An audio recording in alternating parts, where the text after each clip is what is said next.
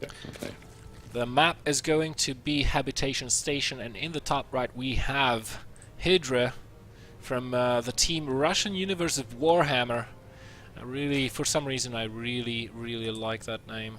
And they have a pretty cool logo as well. So he's up one game versus this guy, the Teal Protoss Snovski from Eastern Wizards. And once again, he is going for the gateway expansion here, but this time around, looks like he's going to be scouting straight after the pylon. Maybe he's going to try and fake his opponent out, because usually when you open with a gateway, you scout after you put down the gateway. If you scout after the pylon, you know, if the Zerg player sees your probe on approach, he is going to take note of the timer. And if it's earlier than 240 or something like that, he knows that this was a scout after the pylon, which would indicate a forge play. Yeah. So potential for a cannon rush.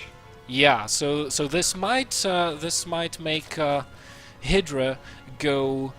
If he wanted, for example, to try and go for a hatch first on this map, which I really doubt, this would definitely force him to go into a pool first, which he does anyways, just to be safe.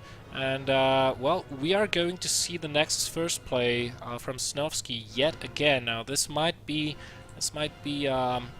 good for him, or this might be bad for him. I would wager the latter. Because unlike game number 1, this map is shorter, the rush distances are in favor of HyDrA right now, as is the build orders that these two guys have chosen. Him opening with a pool first, he will be able to put on a decent amount of pressure onto his opponent. And everything, and he knows about that. He sees the gateway coming down right now, so he knows, wait a minute, you're going for a Nexus first. Now I wonder, is he going to produce? Yeah, he is. Look at this. Production line. 6 lings rallied straight into the natural of the Protoss. This does not bode well for the Teal player here. Nope. He knows. He knows. He knows. It's going to be interesting to see what contingency does Snovski have planned. Because you don't go for a Nexus first unless you have everything figured out, right? So he has to have some kind of response for the build HyDrA is doing in this scenario. He's probably going to try and chrono boost out a Zealot, I feel. Yeah, actually, as the probe from Snovski passed the watchtower, I think he may have seen the Zerglings on approach, and actually he chooses to set his probe down south. Oh, here we go. Ooh, oh, nice. Just in time. Nice, good block there with the pylon. The Zealot is going to be out here, and those Zerglings, well, they will take out the Zealot with good micro, however. Look at this, HyDrA losing only 1 link to that Zealot. The pylon has been cancelled, however, and the lings are now threatening to take down a couple of probes here, as Snovski is forced to pull those away, and I had the scoreboard all wrong, so let me just switch that. But the second Zealot is here, blocks the choke, and this is what I was talking about before, that your natural is going to be wide exposed. Now, HyDrA, fortunately for Snovski, has decided not to go all-out aggression on his opponent, and he instead took a third base, but that base is a gold one. Yeah, this is a good thing for you to point out. Of course, he could have continued to put on pressure, but that would have meant that he would have delayed his economy a lot.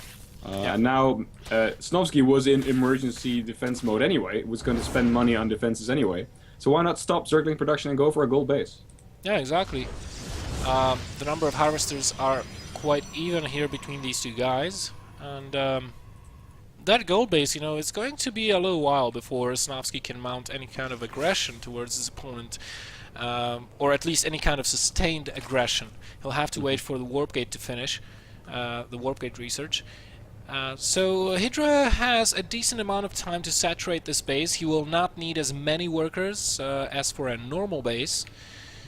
You would ordinarily saturate that with 16 drones, but these 10 workers here are quite enough, and he can go into unit production from here on in. There we see the Roach Warrior going down. Gases have been built prior to this, of course. Wouldn't be surprised to see a lair following this up. A layer from only 37 probes? Yeah, why not? Yeah. Right, and it's interesting to see that he's taking the gases at his natural, but not in his main. Yeah, this is This is a common move by Zergs. There are a couple reasons for it.